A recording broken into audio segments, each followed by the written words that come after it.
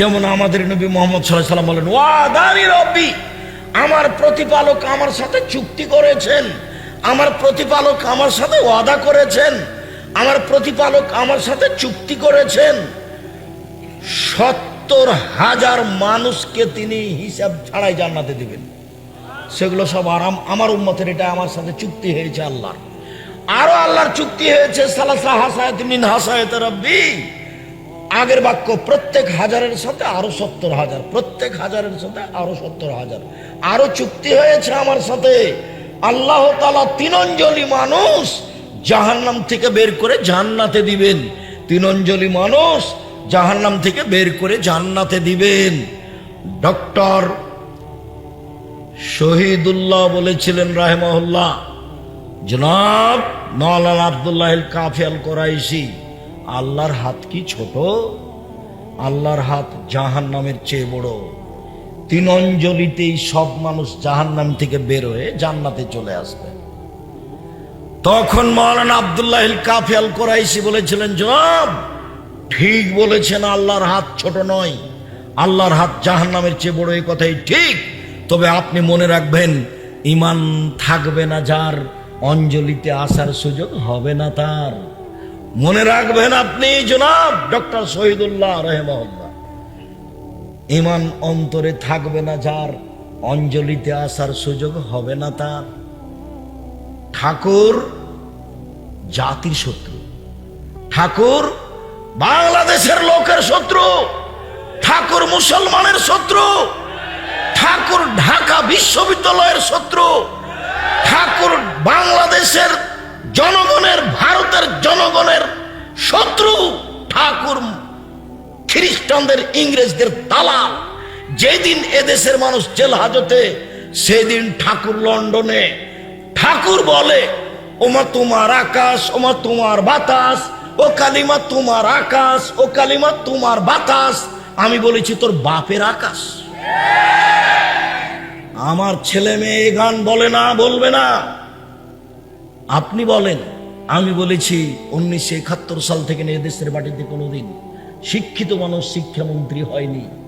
যে লোক এই জাতির শত্রু, যে লোক হিন্দু, যে লোক ঢাকা বিশ্ববিদ্যালয়ের শত্রু, যে লোক এদেশের বাংলা ভাষার শত্রু, যে লোক এদেশের বাঙালিদের শত্রু, যে লোক খ্রিস্টানের দালাল, যেদিন মুসলমান জেল হাজতে সেদিন সে লন্ডনে।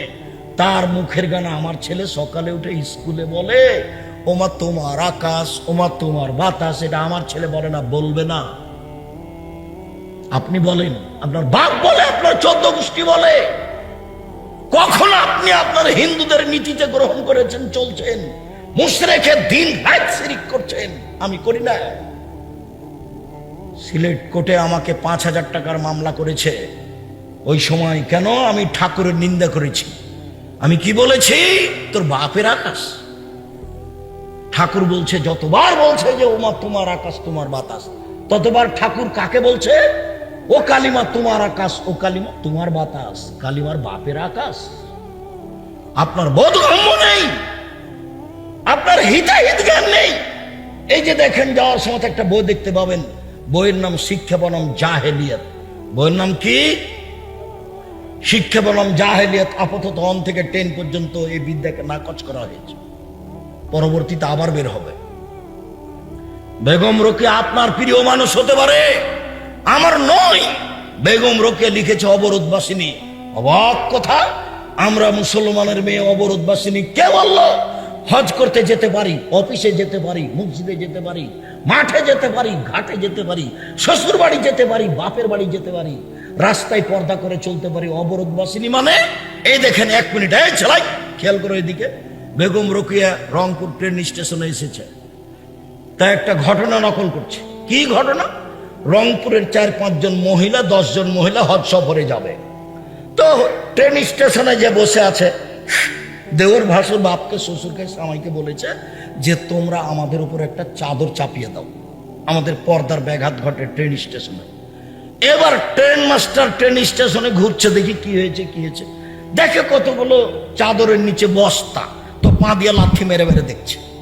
সেগুলো কি? এগুলো বেগম রোকেয়া দেখাচ্ছে। তোমার কাছে শিক্ষিত মানুষ হতে পারে, শিক্ষিতা মানুষ হতে পারে, বেগম রোকেয়া আমার কাছে নয়। যার কারণে রংপুরেরই মহিলা বই লিখেছে, কেন হবো অবরোধবাসিনী, ভুল হিসাব ও মিথ্যা কথা লিখেছে। ও আমাকে অপমান করেছে, আমার মুসলমানের ঘরের মেয়েকে অপমান করেছে, ও জাতিকে অপমান করেছে, ও মুসলমানকে অপমান করেছে। আপনি একটু পড়েন না, অবরোধবাসিনী মুখখান বন্ধ করে থাকেন কেন? আমি যে দিন রাত বলছি, আপনি মুখখান বন্ধ করেন কেন? শুলি হবে না ফাঁসি হবে? এই দেশের মাঠে যদি হিন্দু বক্তব্য দিতে পারে, এই দেশের মাটিতে যদি ইহুদি বক্তব্য দিতে পারে, এই দেশের মাটিতে যদি খ্রিস্টান বক্তব্য দিতে পারে, আমি আব্দুর রাজ্জাক বিন ইউসুফ এ দেশের মাটিতে হাদিস অনুবাদ করতে পারি। জাতির ক্ষতি করতে আসেনি। জাতির যদি রাস্তাঘাট করে দিতে না পারি, জাতির যদি স্কুল কলেজ করে দিতে না পারি, জাতিকে চূড়ান্ত সঠিক ধর্ম দিতে পারবো ইনশাআল্লাহ। রাসূল সাল্লাল্লাহু আলাইহি সাল্লাম বলেন, মহিলারা যদি 4টা কাজ করতে পারে, জান্নাতের সব দরজা খোলা, পথ সহজ তাদের। তারা যদি 4টা কাজ করতে পারে, জান্নাতের সব দরজা খোলা। 1, সালাত খামসা, 5 ওয়াক্ত সালাত, বাস জান্নাত আছে, জান্নাত খুলে দাও। 2, সমাত শাহরাহা, রমজান মাসে সিয়াম রোজা থাকতে হবে। 3, আতাত বালাহা, স্বামীকে মেনে চলতে হবে, তিতা লাগলেও মানতে হবে, মিঠা লাগলেও মানতে হবে, স্বামীকে মেনেই চলতে হবে। 4, আসাদ ফারজাহা, জেনাই লিপ্ত হওয়া হবে না, জেনা থেকে বাঁচতে হবে। জান্নাতের সব দরজা খোলা, সব দরজা খোলা। আব্দুর রাজ্জাক সাহেব শোনেন, এই বক্তব্য আপনার বহুবার শুনেছি, আপনি তো আর আমাদের অসুবিধা বুঝেন না।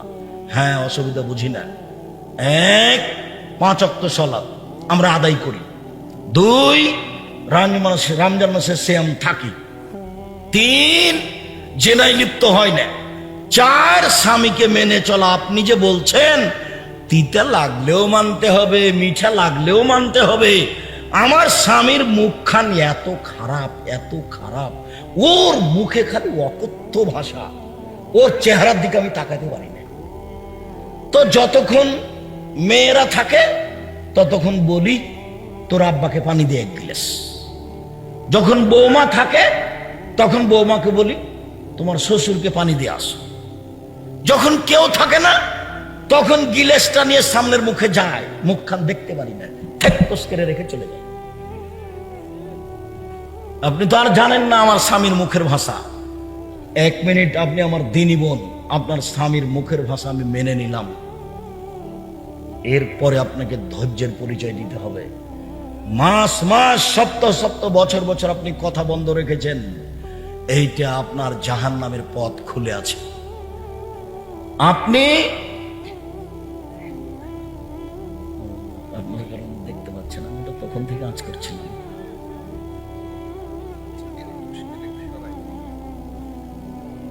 আপনি আমার দিনী বোন, আপনাকে এটা মেনে নিতেই হবে। যদি মানতে না পারেন তাহলে খোলা তালাকের পথ আছে।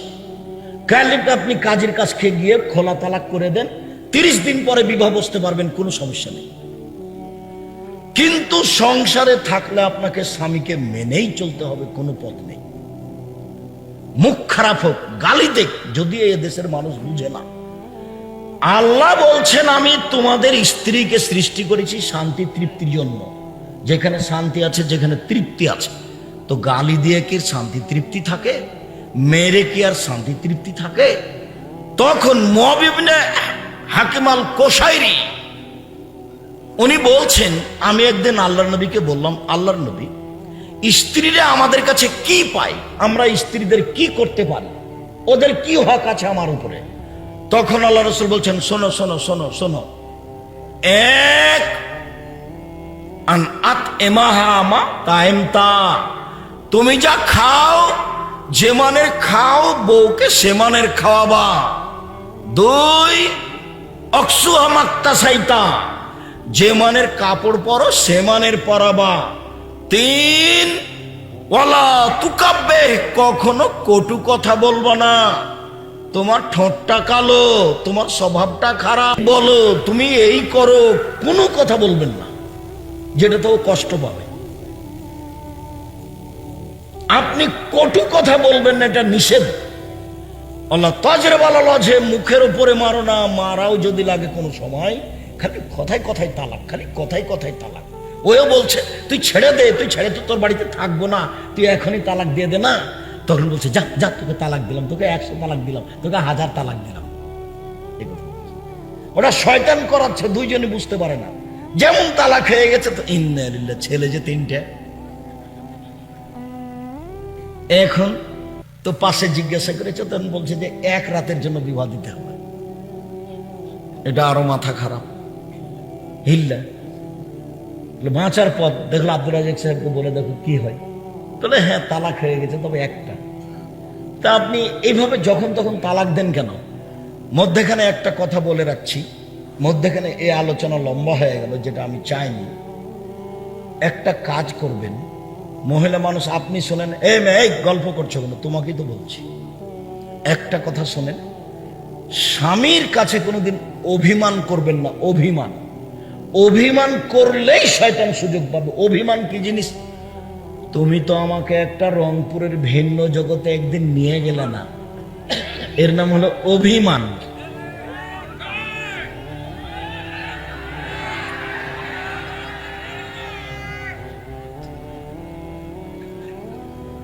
অভিমান, তুমি তো আমাকে একটা ভালো শাড়ি কিনে দিলে না। এই অভিমান করলে শয়তান সুযোগ পায়। তখন শয়তান তাকে বলায়, দেখ না তোর স্বামী এটা দেনি, তোর স্বামী এটা দেনি, তোর স্বামী এটা দেনি। তখন এক পর্যায়ে শয়তান ওকে বলিয়া নেয় যে বল বল, তোমার কাছে কোনোদিন কিছু পাইনি, আমি তোমার সাথে থাকবো না, তোমার ভাত খাবো না, তুমি আমাকে ছেড়ে দাও না। এগুলো কে বলিয়া নেয় তাকে? শয়তান। ভালো অবস্থায় দেখবেন 2 মিনিট পরে তালাক হয়ে গেছে। আর তালাক এমন জিনিস, মজাক করে বললেও চূড়ান্ত, তৎ করে বললেও চূড়ান্ত, হাইজ অবস্থায় বললেও চূড়ান্ত। যেই ভাবি বলেন না কেন, তালাক মুখ দিয়ে বের করলেই তালাক। যদি বলেন তোকে ছেড়ে দিলাম, যা তুই চলে যা, তুই চলে যা, এতে তালাক হবে না। যদি গন্ডগোলে বলছে তুই আমার বাপ, তুই যদি আমার সাথে আমার গায়ে হাত দিস, তাহলে তারপরও তালাক হবে না। ফালতু কথায় তালাক হয় না। মুখের ভাষা হতে হবে, তোকে আমি তালাক দিলাম, তোমাকে আমি তালাক দিলাম, তাহলে তালাক। 1 কোটি তালাক যদি একবার দেয়, তবু একটা। তোকে 1000 তালাক দিলাম, রাগ করে। তালাক সহজে দিবেন না, কষ্ট করেন, ধৈর্য ধারণ করেন, ছেলে মেয়ে আছে, ধৈর্যের পরিচয় দিবেন। খালি মুখে মুখে তালাক। আর ওই যে যারা বিদেশে আছে, স্বামীও সন্দেহ করে স্ত্রীর ওপরে, স্ত্রীও সন্দেহ করে কার উপরে? স্বামীর উপরে। খালি তালাক। যত জিজ্ঞাসা আমার কানে আসে সারা দিনে, তার শতকরা 60 থেকে 70% আছে তালাকের। স্বামীকে মেনে চলতে হবে যে কোনো মূল্যে। 5, জেনায় লিপ্ত হবেন না, জান্নাতের সব দরজা খোলা। মধ্যে আলোচনা রেখে শেষে চলে আসলাম। আমার দিকে এক খেয়ালে চেয়ে থাকবেন যে যেখানে আছে। আমি একটু সালাত বাস্তব দেখাচ্ছি। আল্লাহর নবী বললেন, সাল্লু কামা রাআইতুমুনি উসাল্লি। পৃথিবীর মানুষ, তোমরা আমাকে যেভাবে সালাত আদায় করতে দেখছো, সেভাবে সালাত আদায় করো। সালাত আদায় করতেই হবে। অজু করে সালাত আদায় করতে হয়, পানি নেই। তায়াম্মুম করে সালাত আদায় করতে হবে, মাটি নেই। অজু ছাড়া, তায়াম্মুম ছাড়া সালাত আদায় করতে হবে। কেবলার দিকে মুখ করে সালাত আদায় করতে হয়। কেবলা বোঝা যায় না, এমনিতেই সালাত আদায় করতে হবে। শুনুন, দাঁড়িয়ে সালাত আদায় করতে হয়, দাঁড়িয়ে থাকা যায় না, বসে থেকে করেন। বসে থেকে সালাত আদায় করা যায় না, শুয়ে থেকে করেন। পরিষ্কার কাপড় পরে সালাত আদায় করতে হয়, পরিষ্কার কাপড় নেই। যেই কাপড়ে পেশাব পায়খানা লেগে আছে, সেই কাপড়েই পড়েন। কারণবশত কোনো কাপড়ই নাই, আপনি উলঙ্গ হয়ে আছেন, তবু আপনাকে সালাত আদায় করতে হবে, করতেই হবে। অবাক ইবাদত, কোনো প্রকার ছাড় নেই। অথচ হজের ছাড় আছে। এবছর করলে না, সামনে বছর করে করলেই হলো। জাকাতের ছাড় আছে, আজ দিয়েন না, 20 দিন পরে দেন। জাকাতে 1 মাস আগে দিয়ে দেন, ছাড় আছে। সিয়াম রোজা আমি অসুস্থ পরে করব, রমজান মাস আপনি অসুস্থ পরে করেন, ছাড় আছে। অবাক ইবাদত সালাত, যে ছাড় বলে কোনো জিনিস নাই। ও তো মিথ্যা কথা বলেছে। কি? এই ছেলে, তোমার বাপ মারা গেছে, কয়েকটা নামাজ ছেড়েছে, 3 ওয়াক্ত হুজুর, আচ্ছা আচ্ছা আচ্ছা আচ্ছা, 5 5 5 15, 1,500 টাকা দাও। তো 1,500 টাকা দিয়ে জানাজা করে দিয়েছে। সলাতের এরকম কাজ চলে না, সলাতের কাফারা নেই। সলাত কেউ কারো জন্য আদায় করে দিতে পারে না। উমরি কাজা হারাম।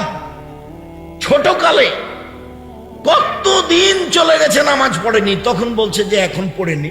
আচ্ছা, কত রাকাত ছুটেছে, কত রাকাত পড়বেন? ধর্ম কি পাগল হয়ে গেছে?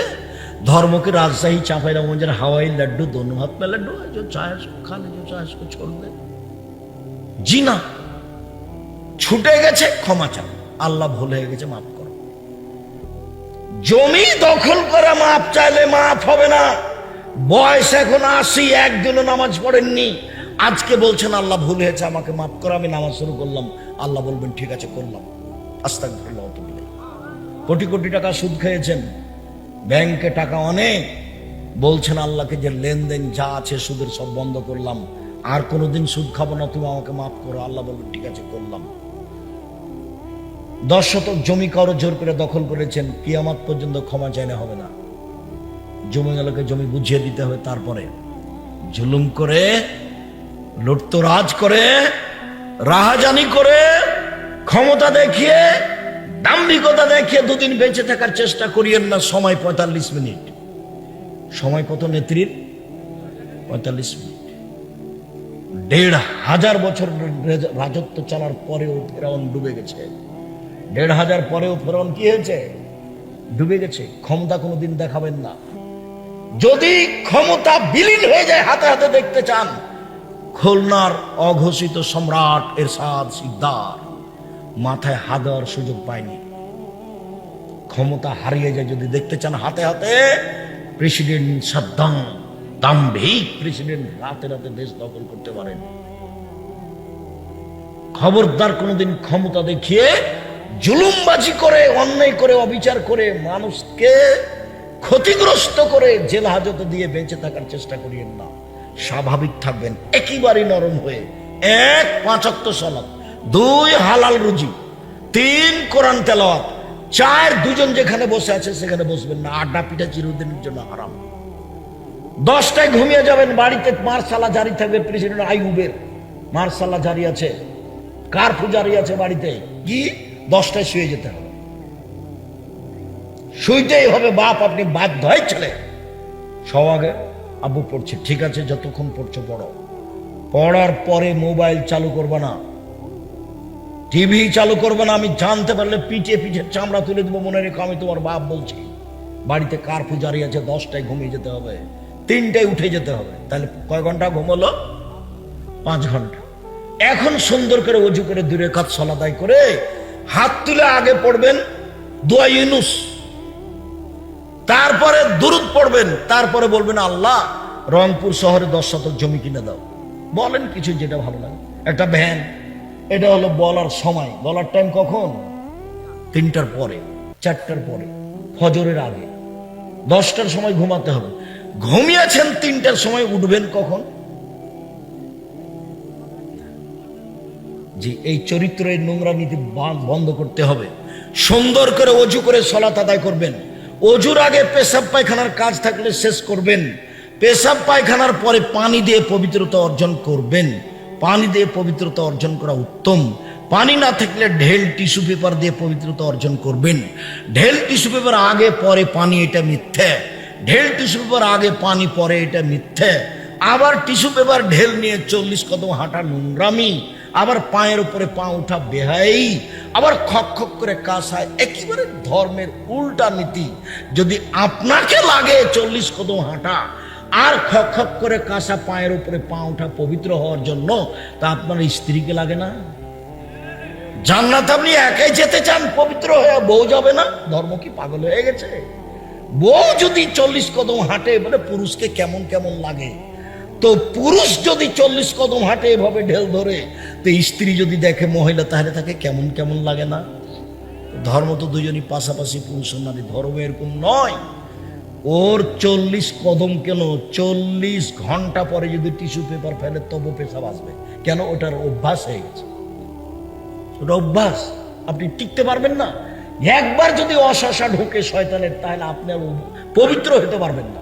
খালি সন্দেহ হবে, পেশাব মনে হয় আসলো, পেশাব মনে হয় আসলো, কাপড় মনে হয় ভিজে গেল, আপনি আর পবিত্রই হতে পারবেন না। আপনি কি করবেন? পেশাব পায়খানা করে পানি খরচ করে হাতটা মেজে নিয়ে সুন্দর করে উঁচু করেন। আল্লাহ নবী বলেছেন একটু 2 হাতে পানি নেবেন, লজ্জা স্থান সামনাসামনি ছিটিয়ে দিবেন।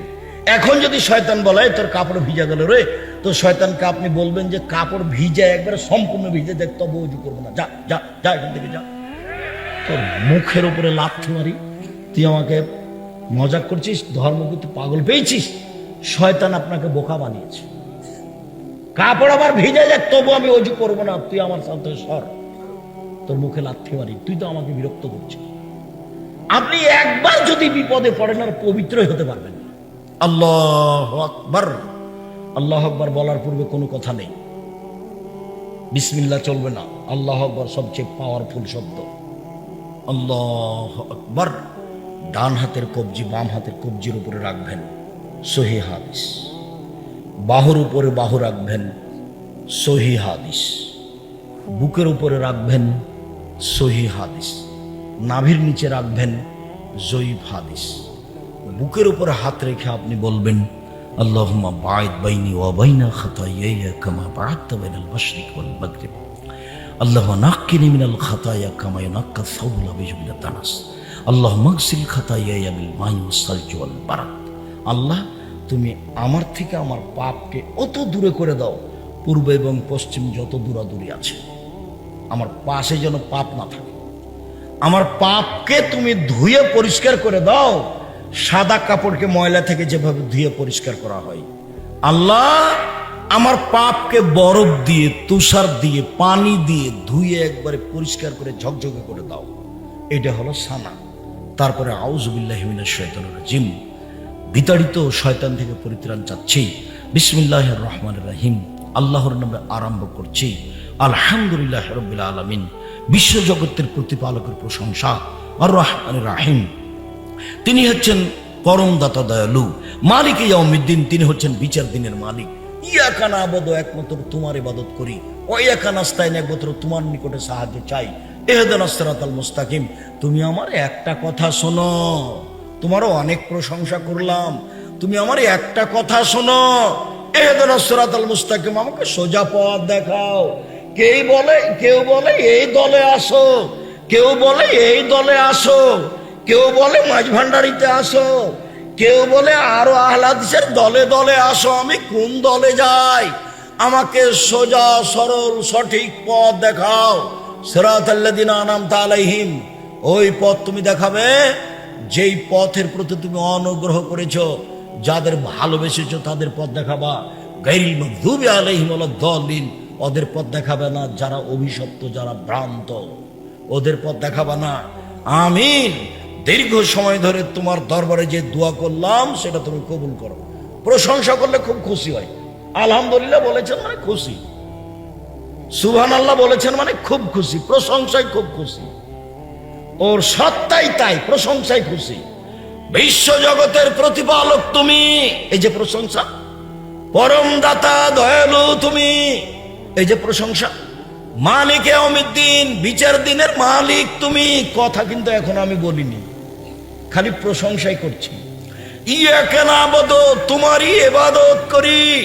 ওয়া ইয়াকা নাস্তাইন, তোমার নিকটে সাহায্য চাই। আমার একটা কথা শোনো। এখন কথা হবে, এতক্ষণ প্রশংসা চলছিল। মানুষও ক্ষিপ্ত হবে। মানুষকে যে একটা ধনী মানুষ টাকা দেয়, তো আপনি গিয়ে বলছেন, জি জনাব, আমার ছেলের হাত ভেঙে গেছে, 5,000 টাকা দেন তো। বলবে, কে তুই রে? আমি কি তোর জন্য টাকশাল রেখেছি নাকি? তুই এভাবে বলছিস কেন? আসসালামু আলাইকুম ভাইজান, আপনি তো খুব ভালো মানুষ, সবাই আপনার খুব প্রশংসা করে। আপনি অসহায় মানুষের দিকে দেখেন। আমি খুব বিপদে পড়েছি ভাইজান, আমার ছেলেটার হাত ভেঙে গেছে, একটু কষ্ট হচ্ছে, আমি বিপদে আছি, যদি 5,000 টাকা দিতেন। সেই তো এখন তো হাত খালি, ঝামেলা চলছে। আচ্ছা বিকালে আয়, বিকালে দেখি, বিকালে। আর গিয়েই বলছে যে 10,000 টাকা দেন, ছেলের হাত ভেঙে গেছে। মানবে ভাইজান? মানবে না। তো মানুষই মানে না। আল্লাহ প্রশংসা প্রিয়। চট করে বলবেন সঠিক পথ দেখান, সঠিক পথ দেখান, গ্রহণ হবে না। চোখে কান্নাকাটি থাকবে আর বলতে হবে প্রশংসার পর প্রশংসা, প্রশংসার পর প্রশংসা, প্রশংসার পর প্রশংসা। আরে তোমারই তো ইবাদত করি, কারো তো করি না। আর একমাত্র তোমার কাছে সাহায্য চাই। জিন্দিগিতে কোনোদিন ফকিরের কাছে যায়নি, জিন্দিগিতে কোনোদিন লালু সাহেবের কাছে যায়নি, জিন্দিগিতে কোনোদিন কবরে যায়নি, পীর সাহেবের কাছে যায়নি। তোমাকেই বলছি, আমার একটা কথা শোনো, কি সঠিক পথ দেখা। এই দেখে বিসমিল্লাহির রহমানির রহিম, পরম দাতা দৈনন্দিন আরম্ভ করছেন। কুল আল্লাহু আহাদ, হে নবী আপনি বলুন আল্লাহ একক, আল্লাহু সামাদ, আল্লাহ নিরপেক্ষ মুখাপেক্ষীহীন। লাম ইয়ালিদ, তিনি কাউকে জন্ম দেননি। ওয়ালাম ইউলাদ, তিনি কারো থেকে জন্ম নেননি। ওয়ালাম ইয়াকুল্লাহু কুফুয়ান আহাদ, তার সমকক্ষ কেউ নেই। তিনবার যদি পড়েন তাহলে একবার কোরআন মাজিদ পড়ার সমান নেকি হবে। নেকি খালি লুটে নেন, ব্যাগ ভর্তি করে নেন, শ্বাস বন্ধ হয়ে গেলে হবে না। 1 মিনিটে একবার কোরআন মাজিদ পড়ার সমান নাকি? 1 মিনিটে কুল আল্লাহু আহাদ, আল্লাহু সামাদ, লাম ইয়ালিদ ওয়ালাম ইউলাদ ওয়ালাম ইয়াকুল্লাহু কুফুয়ান আহাদ। আল্লাহর নবী বলে গেছেন, মানুষ তো সবাই খালি দোকানে বসে আড্ডা পিটছে,